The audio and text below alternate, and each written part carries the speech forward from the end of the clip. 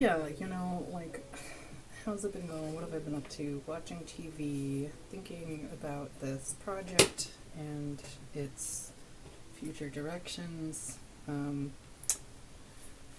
I do think consistency and daily updates and like real time updates, right? I got a comment the other day on my alt YouTube that was like, so when are you coming back, basically? And I was like, what do you mean I'm right here? But like, obviously I'm not right here, and everyone knows the difference. So yeah, I had initially planned to take more than a month off from daily, like actual daily updates to y'all, um, while I did this reorg and um, somewhat compression of certain processes and then expansion of other processes and all this stuff. But yeah, I don't think I can. It's just too important as a part of the whole thing. Otherwise, like, why am I here? Why am I doing it? So we'll keep with the daily entry, or try to keep the daily entry. It has been important, though, to take the time. Like, I think it's been a few weeks now, and I have needed the recovery space. And I am cautious about overexerting myself or overextending myself again. I did that a lot last year. I'm known for doing it in a general sense, and even though a lot of times it does end result in, like, involve me having just grown in capacity for extending myself. So, there's a lot of reward in overextending myself, sometimes, in the sense that, like, I end up being able to have more capacity to do stuff or extend myself in the first place. But at the same time, I don't want to live a life of constantly being exhausted and overextended all the time, right? Like, there has to be some kind of balance there. So trying to find that balance, as always, and have really fallen into a good rhythm with certain things. And I think I've got more of an idea of how I want the next few years to look, which is great, because last year I didn't know how I wanted the next few weeks to look. So that's deeply reassuring, to just be there instead. And I can't help but appreciate the amount of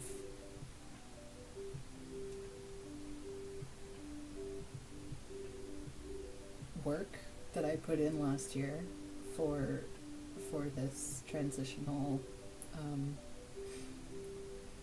time. So excited about it. I love transitions. Huge fan of them in music, huge fan of them in people, huge fan of them in life, because life is change. When it starts staying the same too much, it becomes stagnant and dead. Yeah, Necronomicon, we're back there. Did you ever read that comic? That was a whole different thing. Holy moly. Let's see. Ooh, been baking, been cooking, been eating well, been readjusting food relationships into more positive directions, which has been, that has just been feeling so good. And I know many of you were with me for a lot of that. And I know that the kitchen channel was a little terrifying for a bit, but it was really good. When I was at my old job, I had a really hard time. It was really hard for me to picture myself moving forward for a really, like, long-term position there. And initially I thought it was because, I have problems with commitment. So I was trying really desperately to kind of stick it out. I liked the people, I liked the work, and I knew that I had problems with commitment, so I didn't want to shoot myself in the foot by, like, leaving prematurely, I guess.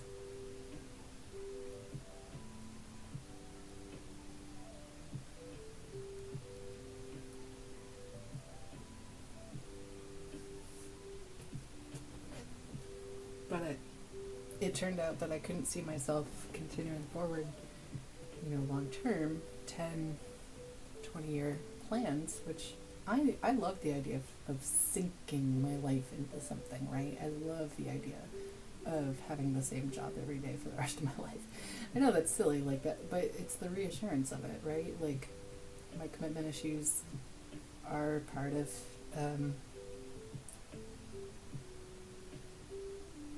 abandonment issues, and so that desire for consistency and security and stability is really strong, and it's really like been a huge motivator in a lot of my life choices. It's been a huge part of what I've sought for myself as a person in the world.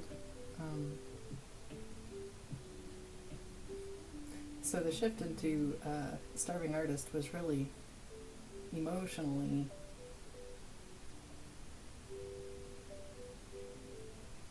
hard, but it was liberating too. And it turns out I'm okay with starving artist for the entirety of my life. Ideally, I would rather not be starving, but I would love to be an artist. That would be amazing. And I say starving artist sort of flippantly. I'm in a very nice place for artists compared to even where I grew up.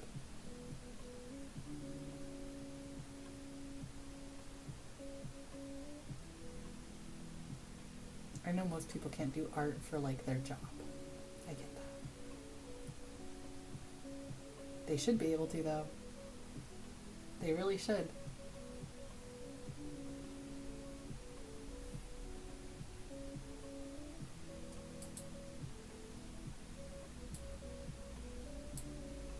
Oh, I like that sound. I was following the artist. It's a Flex. This is Messy by Flex, the remix station.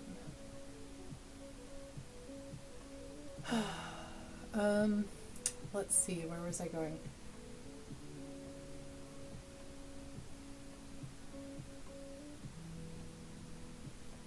Yeah, I've been appreciating all of the labor from last year, been sitting with my choices, thinking about future directions, sitting with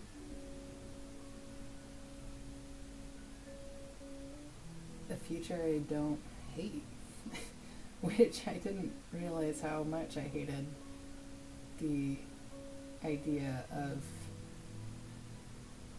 fitting myself into systemic, like, cubby holes for life. And it's so funny to be somebody who loves the idea of a lifelong commitment in work and in working relationships and in teams and in just the daily exercise of putting your hands to a job and seeing it grow over the course of years. Like, that's just a beautiful thing to me. And wanting to do that and loving it and loving that entire process.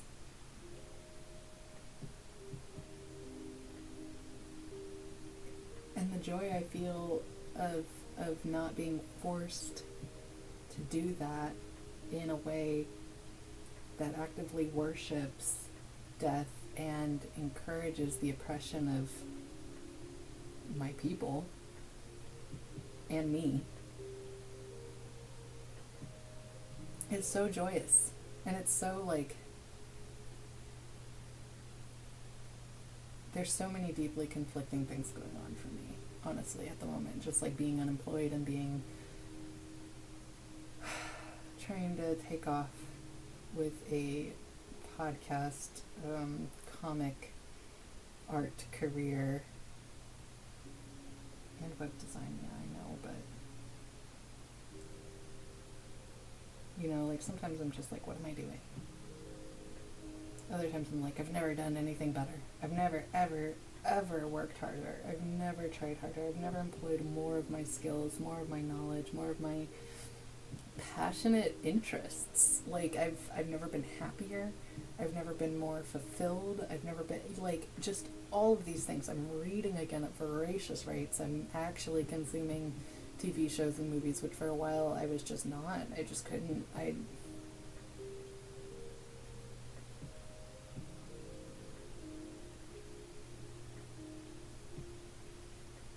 it's like I spent years just trying to get myself somewhere safe enough to feel like I could think about the future. And then once I started thinking about the future and I really felt safe, I realized I wanted to build a completely different future.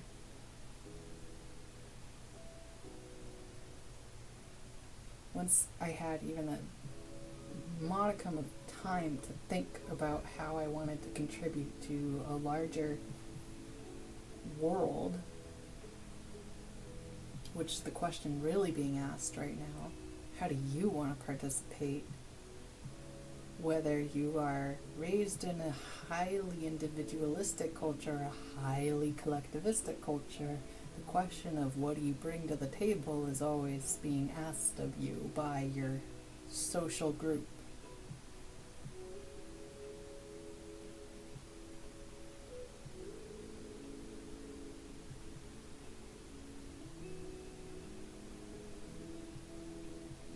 And we're sensitive beings. We can feel that pressure. We feel it.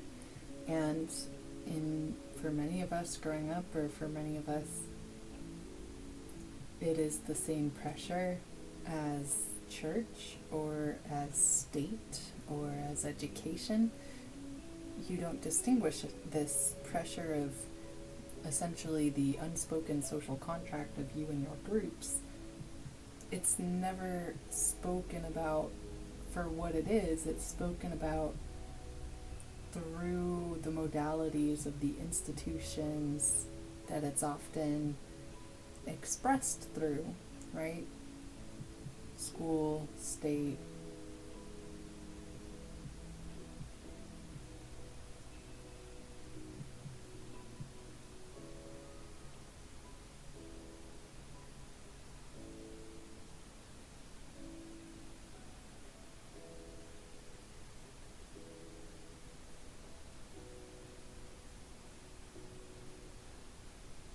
Yeah. I'm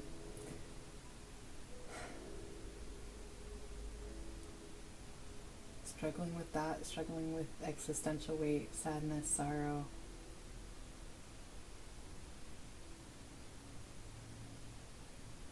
Having feelings and experiencing feelings isn't the problem. We live in a commodified consumer society that implies that experiencing malaise or negativity or any form of depressive state is some kind of aberration from the norm, some kind of unwanted thing to be extracted from ourselves or excised. These are normal responses to our environment, and they're normal variations in the human experience. They aren't things that we can stamp out of us. Now, the excessive rates of anxiety and depression in our society is a symptom, it's an indication of a larger ill, I would argue, a social and a political and economic and environmental, very environmental illness that we are suffering from as a species. The American industrial complex.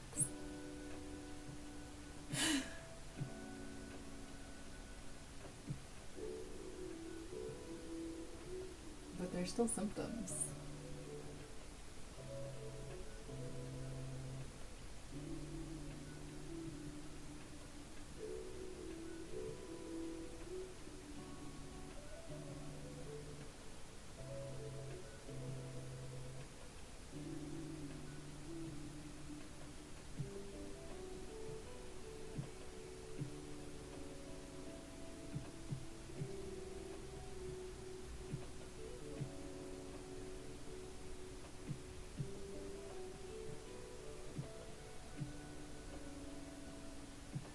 The kitchen has been so good. I cannot believe how much dough I've made from scratch and how well I've been able to incorporate it. It means I've come really far in my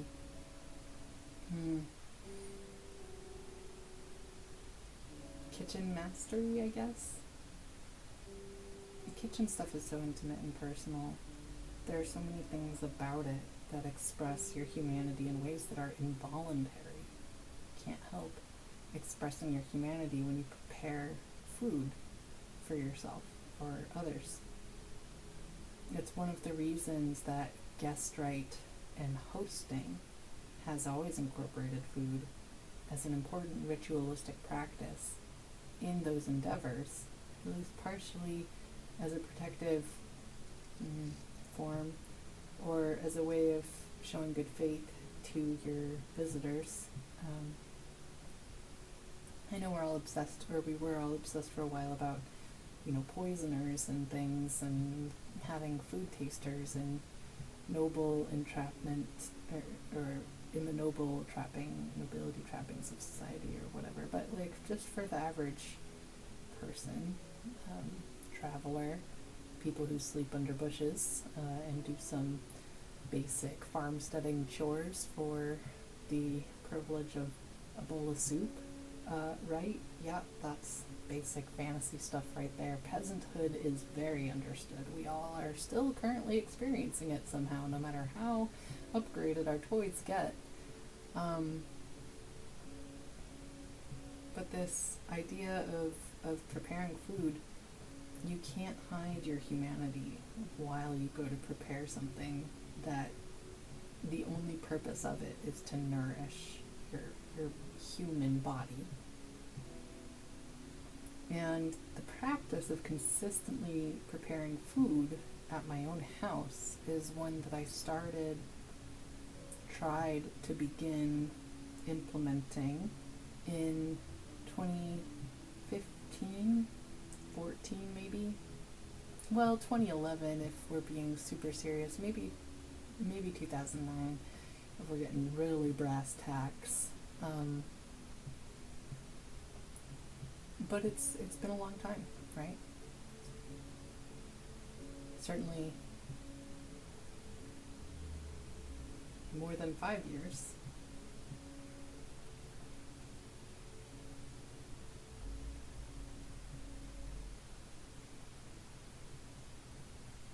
More than 10.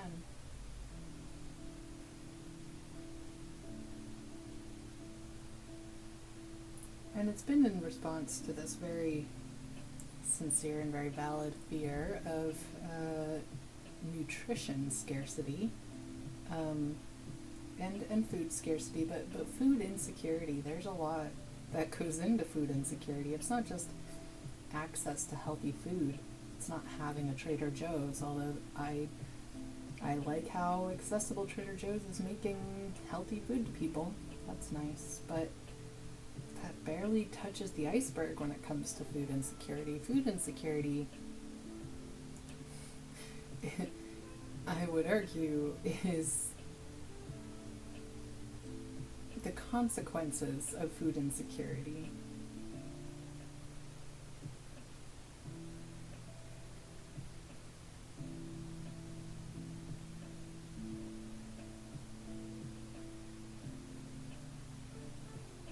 Are felt most by those who are experiencing it the most. And those who are experiencing it the most, I mean psychologically. There could be people who have access to okay food, or not really awful food. People who don't live in the super, I'm not going to use the word ghettoized, but deeply, deeply food desert places where the only food that's accessible for you or your family or your neighborhood is coming from a 7-Eleven or a convenience store.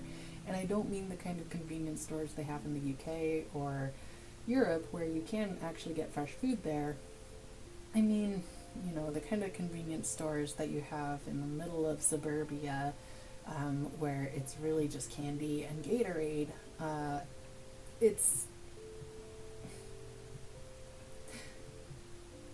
That's a food desert. But there are most people, when we talk proportionately about the population, I'm going to stick with America, the population of people in America, again, I'm considering you an American if you live here and you're subject to the laws, not if you have documentation, or if you're a federal criminal, a felon. I don't care about any of that. If you live here and you're subject to its laws, I'm going to consider you an American. And proportionately speaking, when we talk about population size, most Americans aren't in a food desert and they aren't in a food haven. They're in some kind of strange middle ground. And that strange middle ground is highly specific to your area. There's a lot going on in a regional sense, in a distribution sense, in a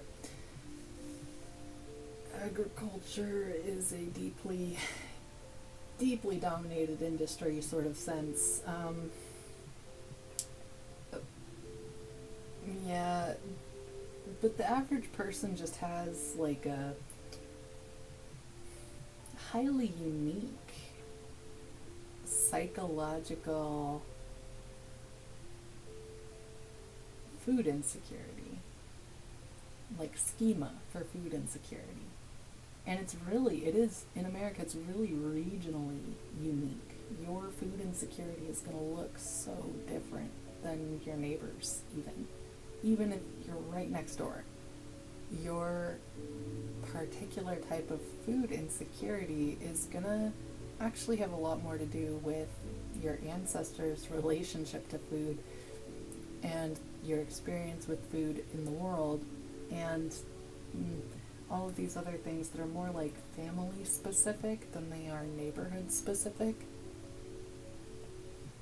And it's going to be deeply psychological, this food insecurity experience.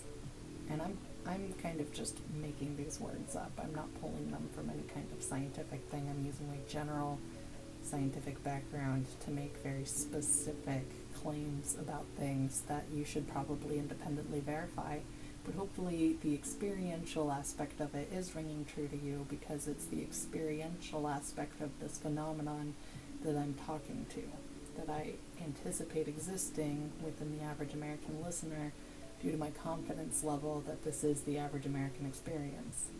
Most of that is based on travel and moving through a lot of America as an American.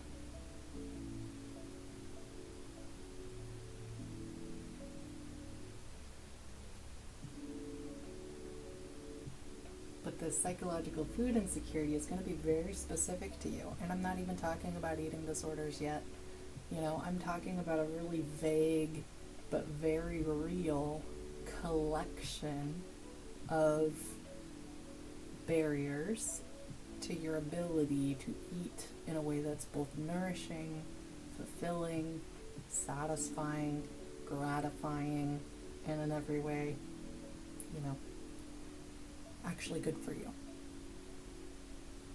While also being kind of fun, right? We don't want to lose the fun of food. We don't want to lose the joy of food. I think the joy of food is what has kept us cooking.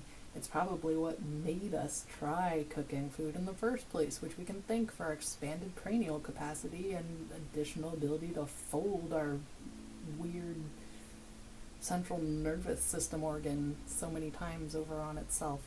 Totally wild. We have Japanese folded steel for brains, No, that's just me and my love of samurai culture. But it's really cool. And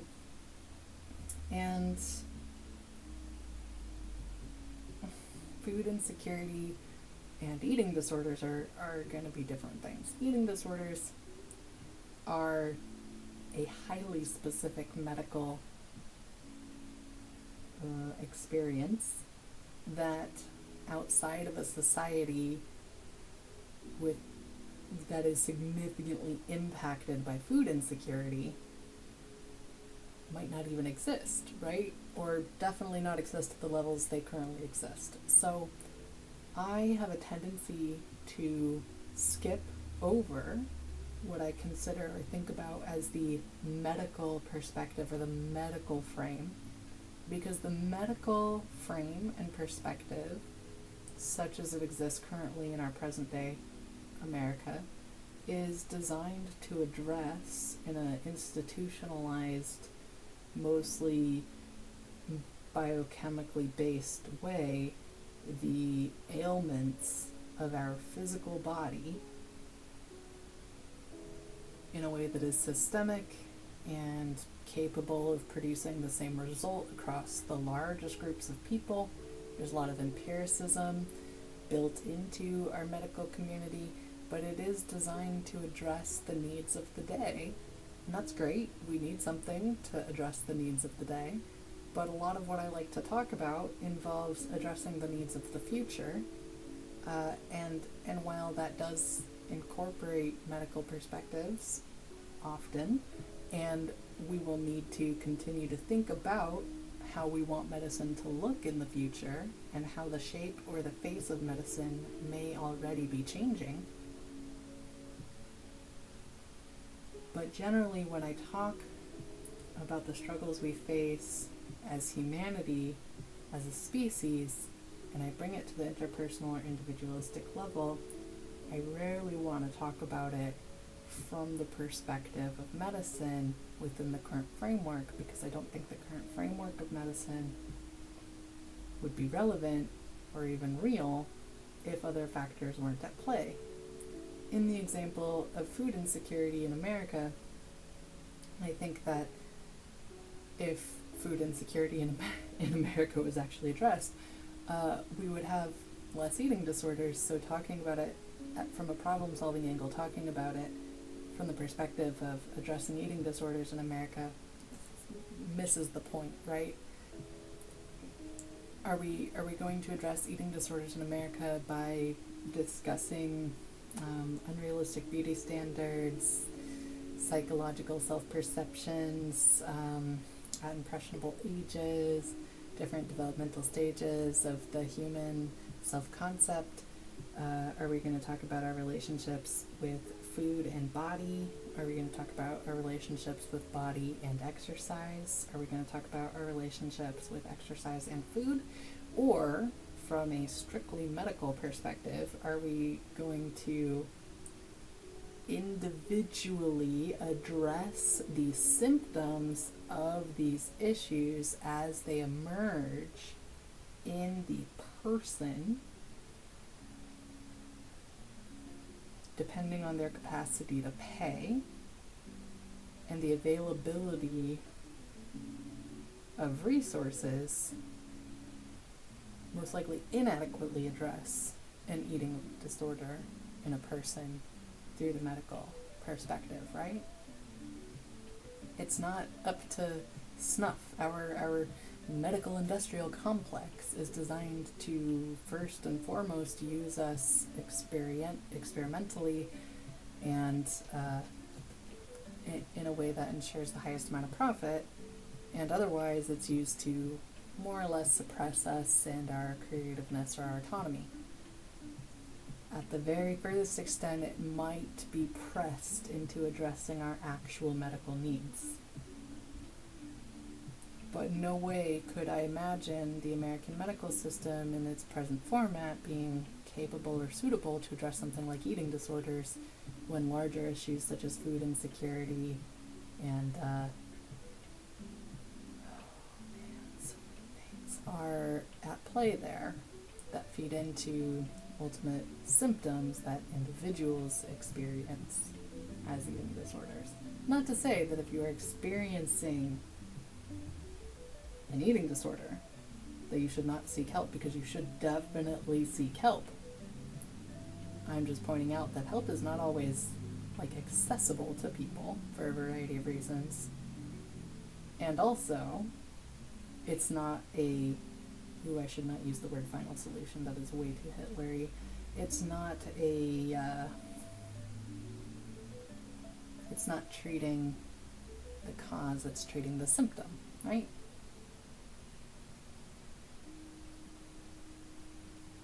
But yeah, this food insecurity, it's so hard. For me, I'm going to talk about me personally and how I've experienced it growing up, and not in the perceived embodied way. A lot of my food insecurity has been emotional. And I know I've told you this. I told you I'm an emotional eater. I eat for fun. I eat because it's delightful. I eat for the pleasure center experience of it all. I eat because my rat brain goes woohoo, and I love that, and my mouth likes it. Everything about food, I am so into, and I continue to get more and more into it as my tastes continue to grow and as I continue to mature. It is a wonderful part of aging that I hope everybody gets to experience. There's just like absolutely no end because it's infinite. Literally everything's infinite. Woo!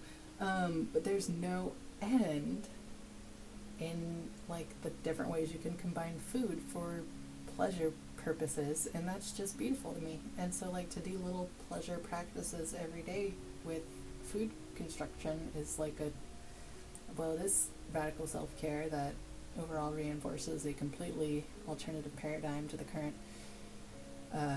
necrotic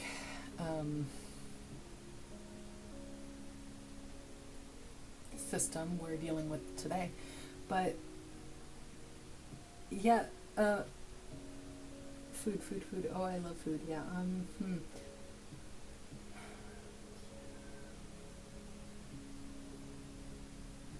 Food insecurity. Oh, yeah. So when I think about food insecurity, my first thing is like emotional eater.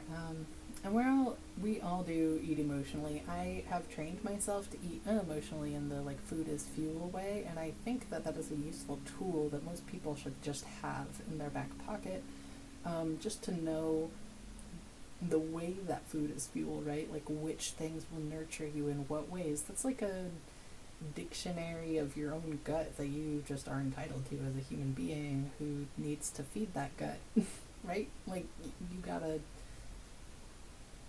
you deserve to have that knowledge, but and to be able to live whenever needed in the perspective of I need to eat for the sake of fuel, and it's going to feed me in these ways, it's going to nourish my human body in these ways, and that is like just how that whole process works. Like it is a biological, empirical process that doesn't change human to human. It's amazing. And to be able to just live in that perspective when needed or when wanted, whenever called, is, I really think, this, I'm going to say divine right of humanity, but we just deserve to know what will nourish us and how to get it at this point, especially, but in general, and I think we do. I think that is the human intuition, and it can be just so wildly mangled. So my experience of food insecurity, I know I spoke about having a single mom and we ate out a lot, but like, I really am just like an emotional eater. I love the like comfort you get from a really good meal, and I love the different ways that different meals will comfort you. And the more I started to focus on like what kind of comfort I was getting out of what kind of meal, I was able to kind of more directly target the need that I was experiencing when it came to like eating. And now we are kind of getting into eating disorder, because this is disordered eating, but I would argue that everybody has disordered eating. Food insecurity is a very specific thing when you're talking about society-wide, like, access to nourishing resources, but it's not just nourishing resources. A lot of it is this knowledge of, like, how to cook, how to be economic with your time, your money, and your energy. Everybody hates food waste. I just recently ate a red cabbage, and it took me like 30 fucking weeks to eat this red cabbage, because cabbage actually makes so much cabbage, especially if you're going to eat it shredded. So it's a lot of food. One cabbage makes so much food, and it's a little overwhelming if you're only feeding one person. It's like, oh gosh, now I have to spend 3 weeks eating red cabbage. How am I going to manage that? And you just got to put it in everything, and then it's just red cabbage for days and days and days and days and days. And then you give up, and you're like, you know what, HelloFresh could do this for me, and you just fucking give up, because, oh my god, the juggling that you have to do, and I'm giving myself as an example, because it's a single individual, it's a single gut to feed, and so it's an isolated example for people to think on, because most people have other people that you're feeding. You're usually not just feeding one person. If you are feeding one person, my example, I'm sure you already understand, like, very personally what I'm talking about, so you don't really need to hear this necessarily, but really, it's hard to juggle eating fresh, healthy food more often than not in your own house, even if you have access to all the resources that could, in theory, conceivably allow you to do that thing.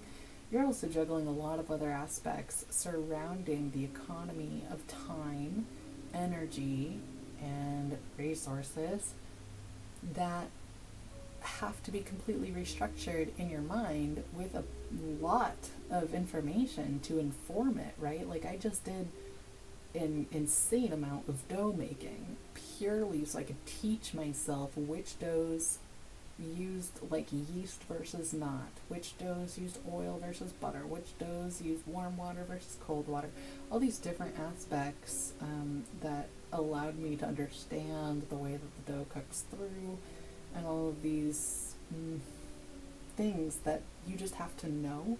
And you're gonna know it a lot better if you know it in your body, and so you're gonna know it a lot better if you just practice it in the kitchen, which is why I was like, well, we need to make a lot of dough. But that knowledge is it's foundational knowledge, right? It's underpinning all these other things. I then, after I made the dough, I went on to make cakes and egg rolls and all of these other pies, and I mean, like,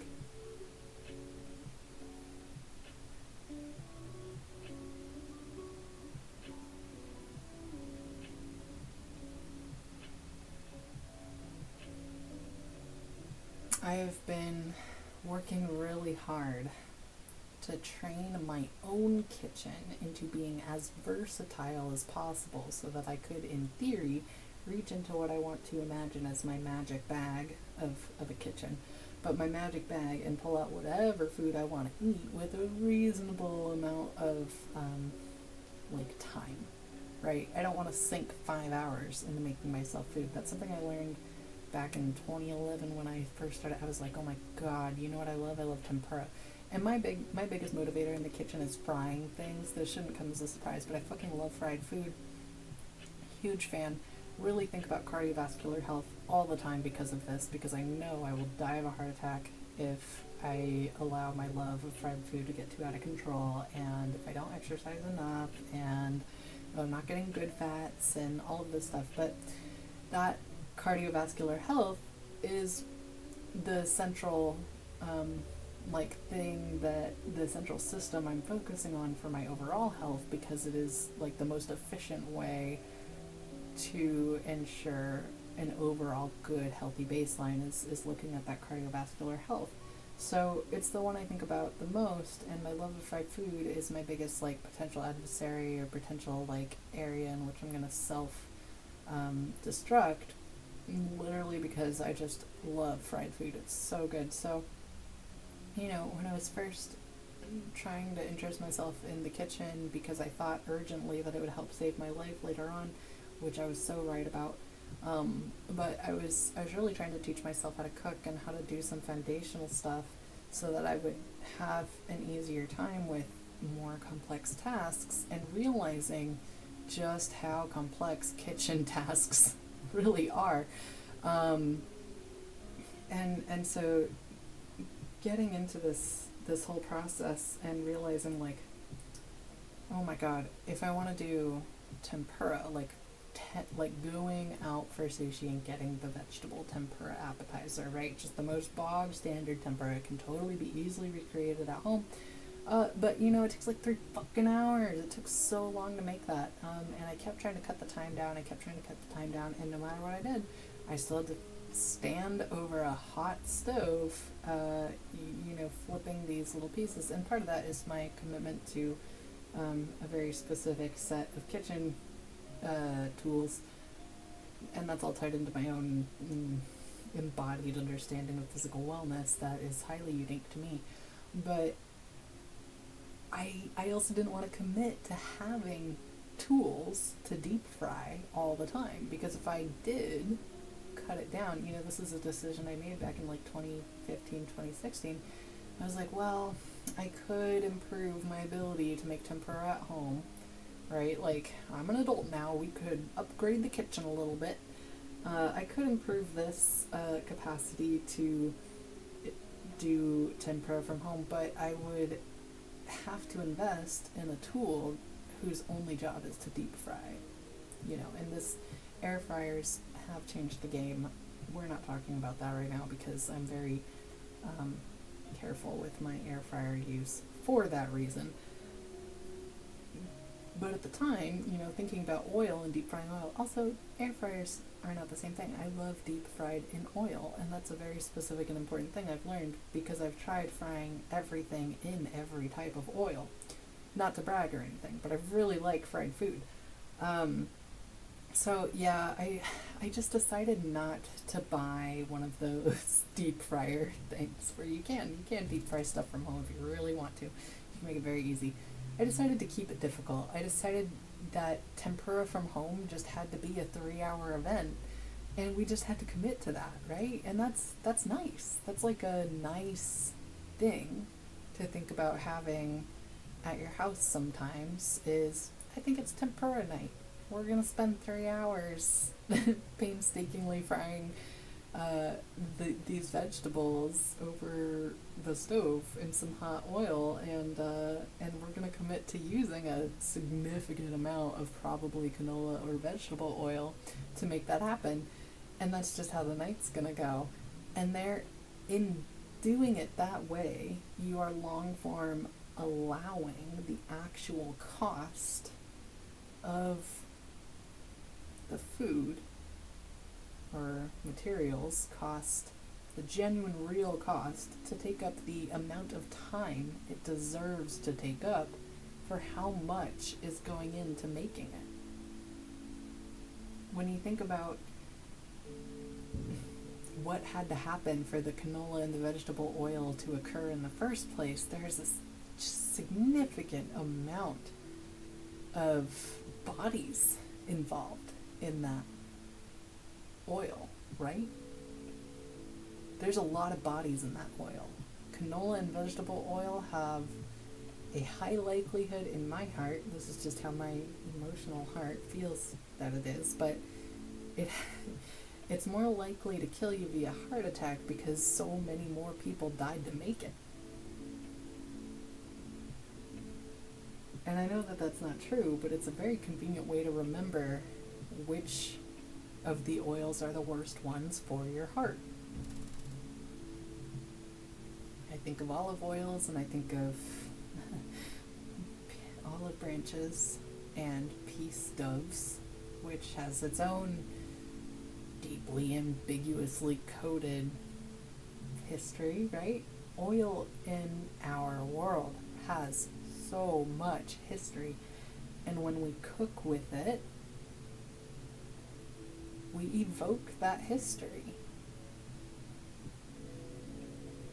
And when we eat fried food without taking the time to fry it ourselves, it should be special.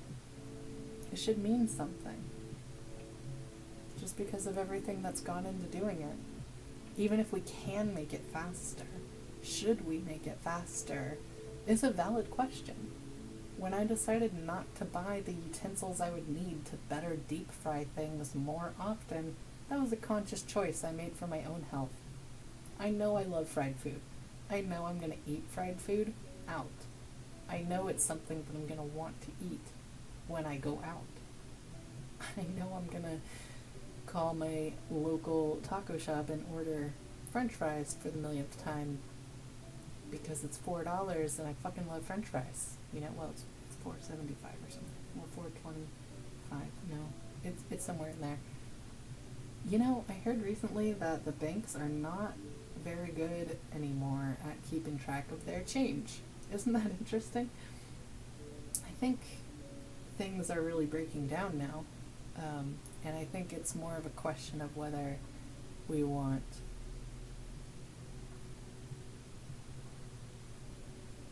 to keep anything.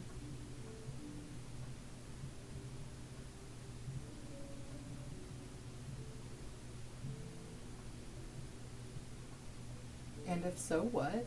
And how do we want to rebuild? Because we are too sophisticated to devolve that quickly to either the Croods or Mad Max. I mean, I like to think so.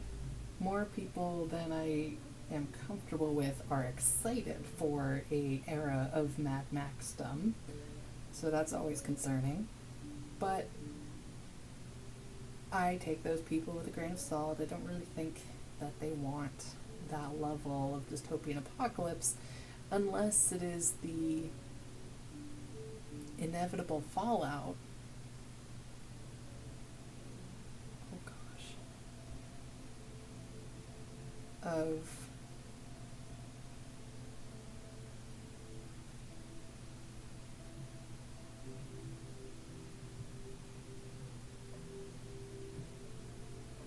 a runaway ancestral system that could not be controlled. The best stories that we tell ourselves sometimes about the post-apocalypse are the ones where we just couldn't stop it in time, but the people who survived are the good ones, right? We tell ourselves stories all the time.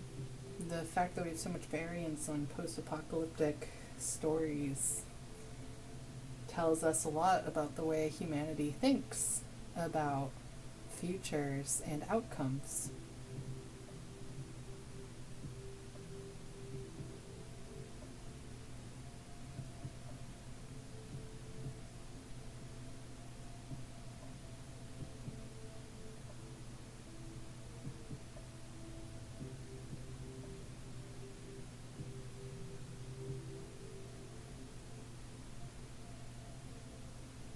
What's your favorite post-apocalyptic? Like, if it has to be post, right? It can't be pre-apocalypse. It can't be preventative apocalypse. It has to be, it already happened. Some kind of catastrophic event completely reshaped the face of humanity. It has to be that level. It has to be pretty big, right? Like, this, it can't.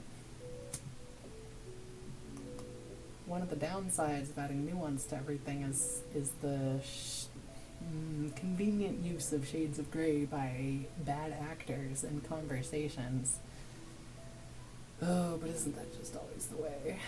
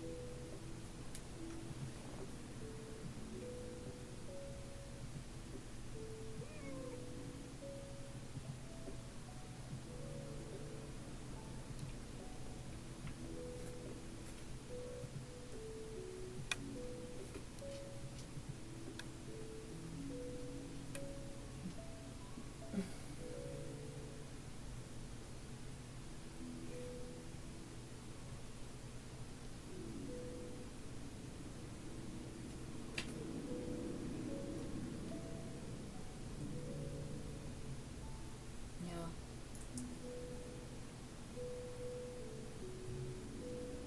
Oh, yeah. So, availability of time, resources, energy, availability of recipes, availability of ingredients. What else would you include in food scarcity? Availability of care, of desire, of energy to move. God. I mean, I have been enforced, besides my forays into French frydom, I've really been enforcing cooking from home more than I think the average person anywhere does, but definitely the average American.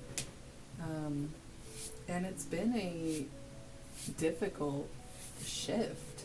Like the labor it takes on the body to cook is huge. And of course, as you know, I was putting myself through a variety of other types of bodily labors, so it wasn't like the only thing stressing my body out, but doing that much from scratch cooking at home is a significant investment. And I did it that hardcore and all the way, all the way forward so that rational modifications could be made to it to like make it easier on the body, to make it quicker, to be maybe more accessible for people in a variety of ways. But I figured if I did it in that like full scale, full on kind of way, it would make it easier for people to modify it, and then they would have like, it was like swashing.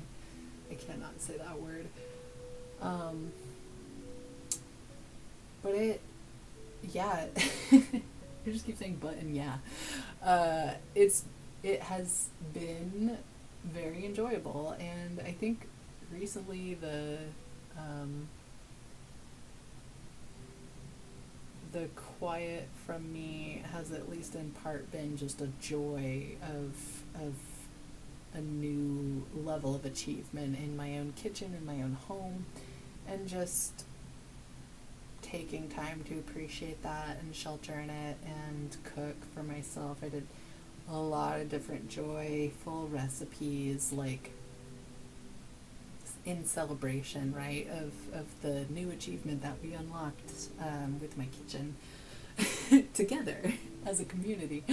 And it's just so good. It's so good, and I can't get over it. Like, I made egg rolls yesterday. I've made egg rolls multiple times with the frying. Yeah, I always fry in celebrations. I made fried dough.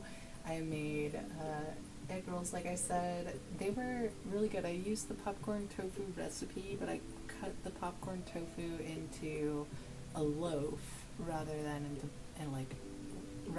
breaking it up into bits.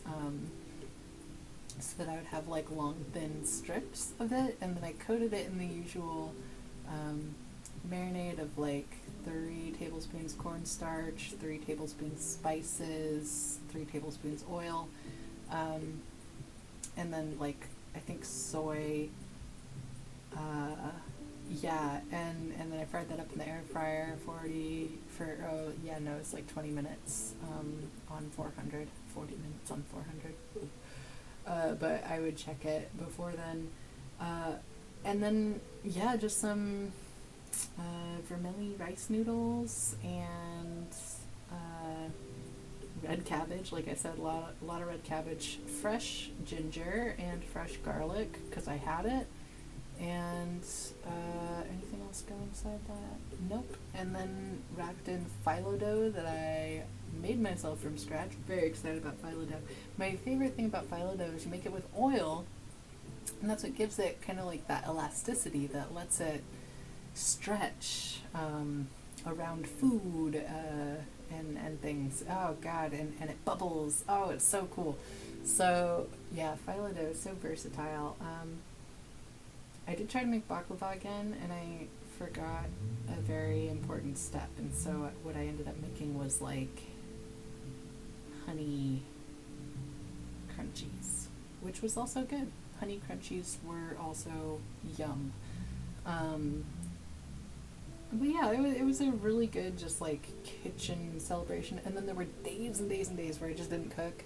And I just grazed on whatever was easily accessible, which was a different type of decadent self-indulgence with the kitchen.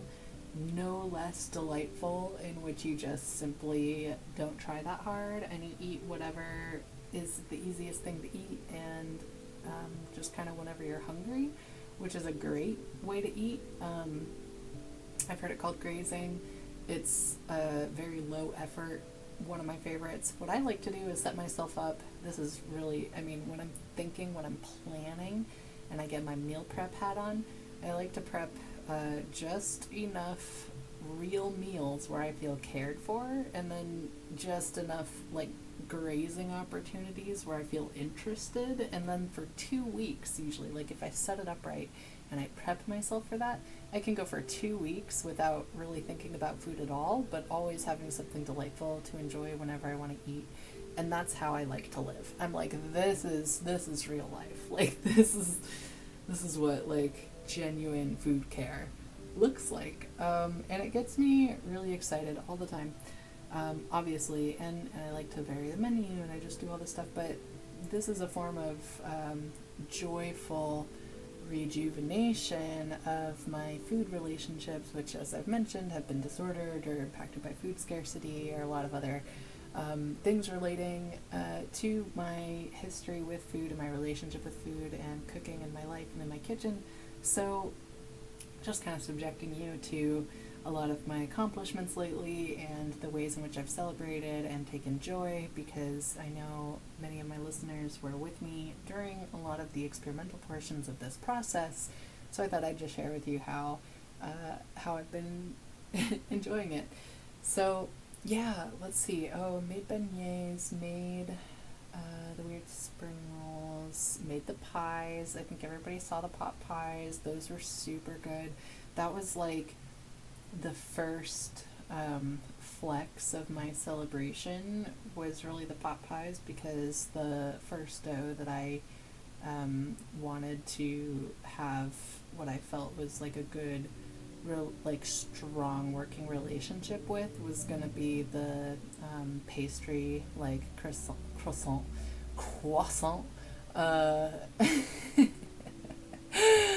um, pie dough. I really love it. It's a family recipe, and it is most likely to be the bread that my family has eaten like down the lines of tradition. And I don't mean like my direct and immediate family, because I actually don't know. I do know that pie and popover, like Yorkshire pudding sort of things, have come up in family recipes plenty of times, but I'm actually more talking about like in my body. When I tried all the different doughs, it was the bread that felt the most like friendly to me, both in preparation, like ease of preparation and consumption and ease of consumption. It had the least barriers, psychologically maybe, or physically, or whatever it was. But for me personally, that was the easiest of the peasant breads that I tried to make. And you know, the next one that I'm going to do now is brioche, so I'm really getting above myself there. But I feel like there is an overlap in knowledge for what you need, and they both involve like cold butter, and I just feel brioche is like the next move in my bread evolution. But we're gonna see. That's like, it's on the back burner for now. I wrote the recipe down. I went through the process of rewriting all my recipe cards into a recipe book, which is just delightful. It's way more easy to reference now. I don't get super frustrated every time I need to reference the recipe, which was actually just causing a lot of kitchen aggression and increased error, because I would get so fucking pissed that I had to reference the recipe, which was like, I wasn't pissed that I had to reference the recipe so much that I was pissed at how deeply inaccessible the recipe was. And that is a huge complaint for people. A lot of these recipes, I'm going to talk really fast now, a lot of these recipes that I've been working with and making, I've just pulled off like whatever the top results from Google are, because it's the most ubiquitously like accessible, psychologically speaking. Like, this is the approved way of getting intel, I guess. So really funny. Most of them are just like coming from all recipes. Usually I'll read the top 5 and pull out like useful tips and like the general logic of the thing I'm making, and then write down whatever collective thing I think is the best combination of those top 5 things. And I'll try it, and usually first before I write it up. But anyway, yeah, I rewrote everything. It's all looking great. The kitchen's delightful. Food's going well. I hope your food is going well. I hope your body stuff is going well. I hope your health is well, and take care.